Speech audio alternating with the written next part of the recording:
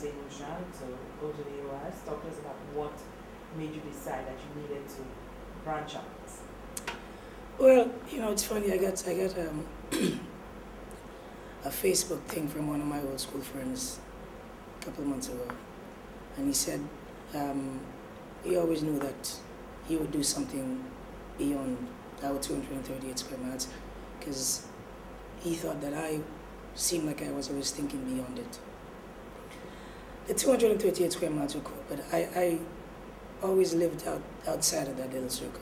And it is a little circle compared to the rest of the world, And I mean, if you really check out St. Lucia back then, as far as the arts, I couldn't have made a living in St. Lucia dealing with the arts, because it wasn't given that much respect anyway, Even today, the brothers are still struggling, And the only way I can come back now and do the few little things that I do is because I did move out of it, and I was able to see the bigger picture of how it functioned, how it operated, what can and cannot be done, and yeah, I think that's yeah. So do you remember what year you moved? I can't remember. Too far back. But once you got, was New York your first base? No, Toronto. I lived in Toronto for a bit, but Toronto was.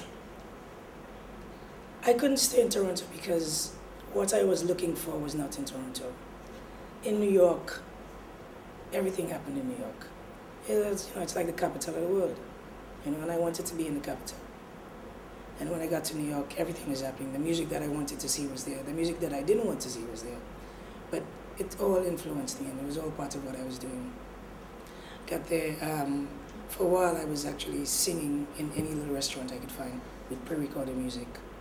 Then we got invited to do a show called The Future Break, because one of the patrons at the restaurant where I was one time was the host of that show. Invited us over. We had to I had to do it with a band. I found a band, put them together, and that became my band. But before that, was it difficult? What were because a lot of artists talk about the struggling period. Did you find yourself in that realm, really struggling? Oh yeah, but I've learned and heard from people, and I've taken it in. We have to enjoy the journey too, not only the destination. Because if you keep looking at the destination, then the journey gets a lot harder. So I try to enjoy every step along the way. There's ups and downs in everything you do in life. But, I tend to always try to look at the glass as half full. So the struggling period to me was, if you decide to become a doctor, would you consider the years of school as a struggling period? That's what it is for a musician. We all have to go through our phase, but we have to go through the hustle. It doesn't happen overnight. For a few people, yes. But no, it wasn't a struggling period for me. It was just steps along the way.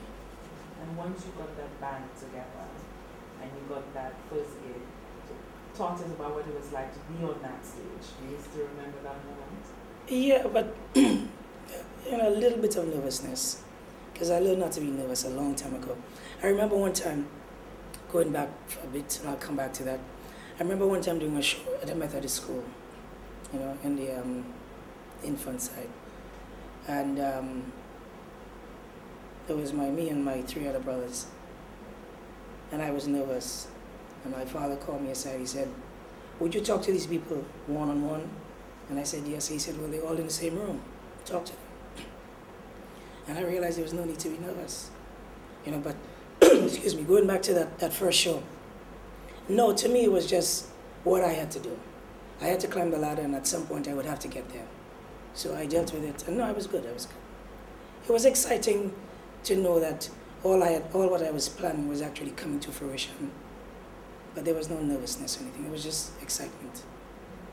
But you are in what a lot of people will consider the sort of dying breed of music in roots reggae.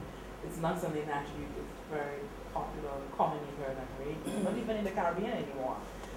So how do you find yourself surviving there, making the strides? And is the appreciation as it was maybe back when Bob was around in the 70s, early 80s?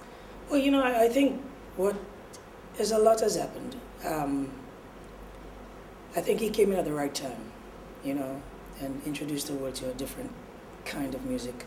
And people focused more then on the lyrical content. And right now, you know, this generation is more rhythm driven than lyrically. And I think everything goes through its phase. I mean, would somebody say that, you know, classical jazz is dead? It will always be people who want to listen to this. I mean, 'cause I think in the Caribbean we're going through this, but I mean, in Japan, most of what the people listen to is what we're doing. You know, and the places in Europe, that's all they want to hear. You know, because I mean, it's a generational thing. I think this music, this fast music will come and go, and people will come back to what we're doing. And I think if we stick true to it, you know, as a musician to me, it's difficult for me to take a drum machine, a keyboard, and say I made a song. I need to get the full orchestration. I need to get one guitar player, 2 keyboards, 4 drums. That is the only way I think I can do what I'm doing and be true to the art form. I am a musician, period.